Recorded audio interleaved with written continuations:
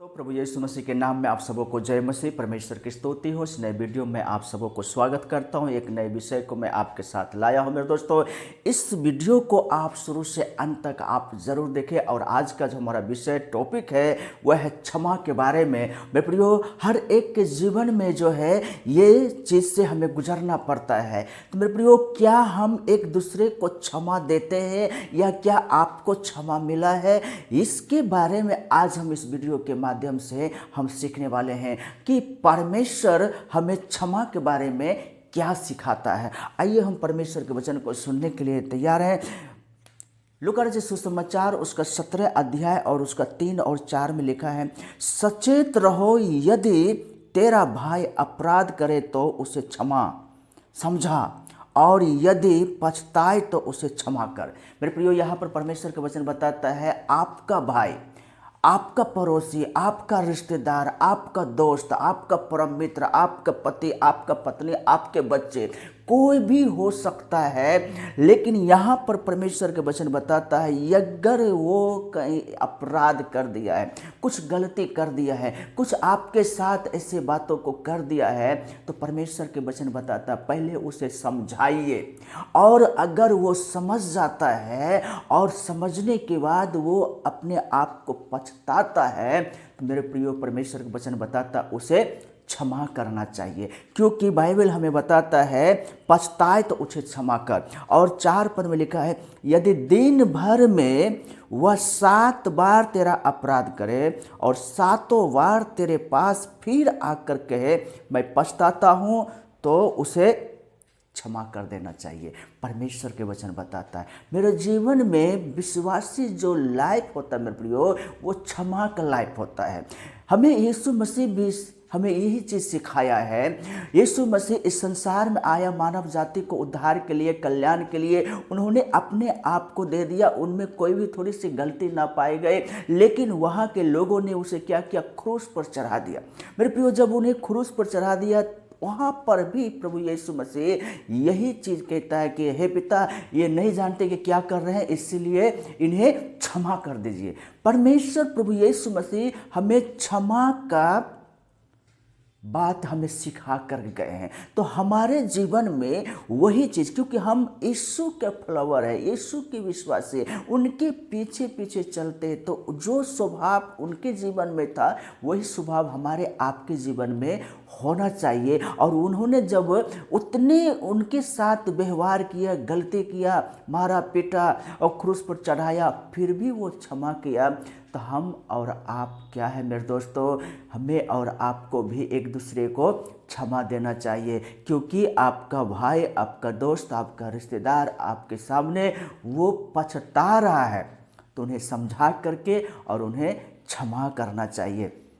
दूसरी बातें है मत्ती रचित सुसमाचार उसका 6 अध्याय और उसका 9 पद में इस प्रकार से लिखा है, अतः तुम इस रीति से प्रार्थना किया करो।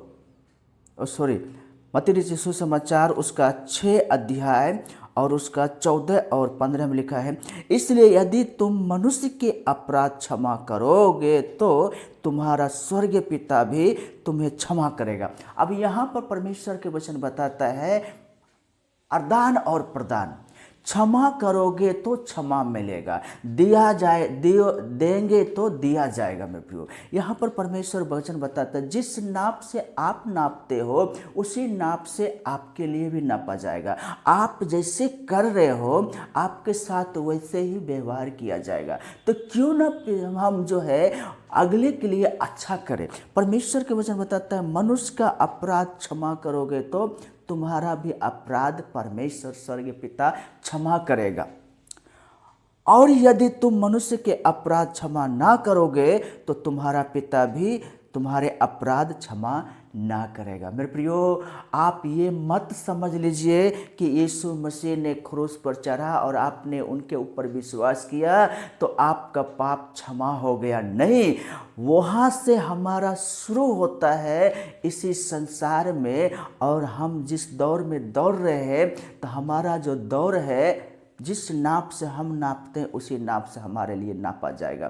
तो हमें अगर हमारे साथ कोई अपराध किया, कोई गलती किया, तो हम उनको क्षमा करेंगे तो वो भी हमारे अपराधों को क्षमा करेगा। और इस प्रकार से क्षमा देंगे और क्षमा लेंगे, और इस प्रकार से जब हम एक दूसरे के साथ करते हुए जाएंगे तो ही समझ लेना मेरे प्रियो, आपका भी अपराध क्षमा हो गया है। अगर आप आशा रखेंगे कि आपका किया गया गुनाह प्रभु यीशु मसीह क्रूस पर से क्षमा कर दिया है, और आप किसी इंसान को, भाइयों को, बहनों को, पति पत्नी, बाल बच्चों को, रिश्तेदारों को, दोस्तों को, फ्रेंडों को, मेरे प्रियो, आप क्षमा नहीं किया, तो आपका भी क्षमा नहीं हुआ। क्योंकि ये बाइबल में लिखा है, और बाइबल में हमें ये भी मिला है कि जो प्रभु यीशु मसीह ने कहा वो बिना पूरा हुए टल नहीं सकता है, इसलिए हमें क्षमा करना चाहिए। तीसरा है नीति वचन, उसका 19 अध्याय और उसका 11 पद में इस प्रकार से परमेश्वर के वचन बताता है, जो मनुष्य बुद्धि से चलता है वह विलंब से क्रोध करता है, और अपराध को भुलाना उसको शोभा देता है। मेरे प्रियो, हमें बुद्धि से काम करना चाहिए।